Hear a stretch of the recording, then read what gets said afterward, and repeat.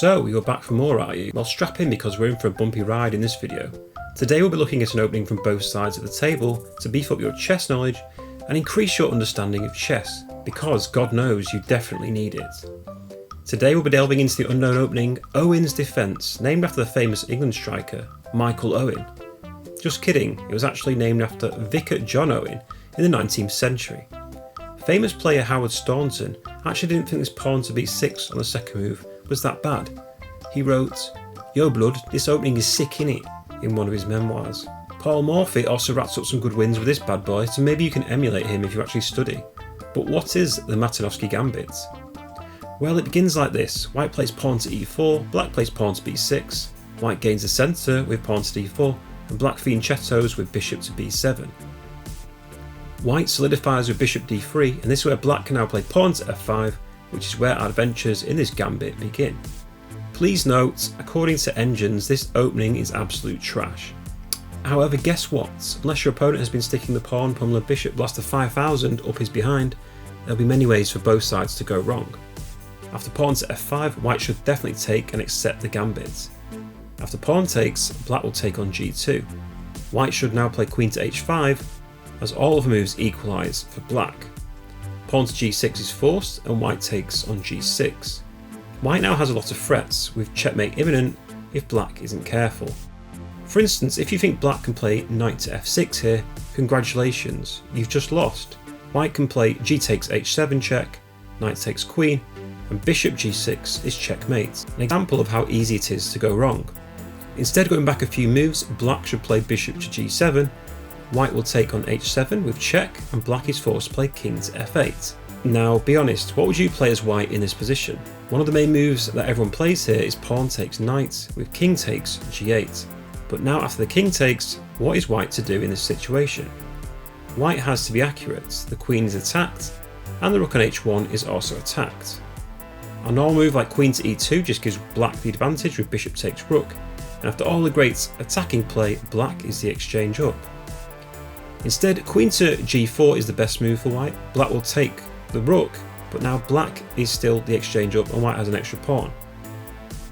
Evaluating this without an engine is bloody difficult, so you can see why this gambit is tricky. So let's just go back a few moves and look again at white's main position. In this position, white fought like Kasparov and went in for the kill with pawn takes knight, but white has better moves. Knight to f3 is actually the best move for white. If black takes the knight with the bishop, the queen will recapture with a devastating check to pick up the rook on a8. If black is greedy and takes on h1, white now has knight to e5, threatening mate on f7, queen to e8 is the only move. Now white can take on g8 with check, black has the take with the rook, while the queen and e8 will be taken. Queen f5 though is a killer move, forces black to block with bishop f6, and the fun continues with bishop h6 check, rook to g7 to block, bishop takes g7, king takes g7, and queen to h7, king to f8, and bishop to g6, forcing black to give up their queen, and white should win this position. And if you can't win this position, I honestly have no words. So let us go back once again when white plays knight to f3. Taking either piece is awful for black, so black should play knight to f6, hitting the queen. Again, white has many ways to go wrong now, but white should gain an advantage with queen to g6.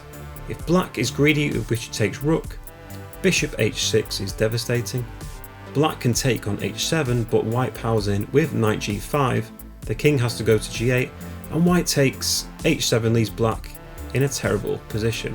That's why greed is a deadly sin. Instead, black should take on f3 to stop this knight jumping in. White saves their rook and moves it to g1, threatening queen takes g7. Black can save the bishop with rook takes h7. And once again, we're in a very weird position, but the best way for white to play is queen to g3, hitting two pieces at once. Black plays bishop to e4, there is an exchange on e4, and after knight takes, white has the blow queen to f3 check, where white will pick up a piece. So, what did you learn from this video and opening? Well, you learned about the Matinovsky Gambit and how complete rubbish it is. But saying that, if you learn the best moves from this video, you'll definitely be able to surprise your opponent, especially playing as black. Because let's be honest, 99.99% of players are definitely taking on g8 here, and it actually leads to a very unbalanced position that black could easily win. My friends, this has been Smarter Pants Chess with another tremendous chess video for you. If my videos have increased your ELO by a single digit, please subscribe so the videos can reach even more awful chess players. Goodbye.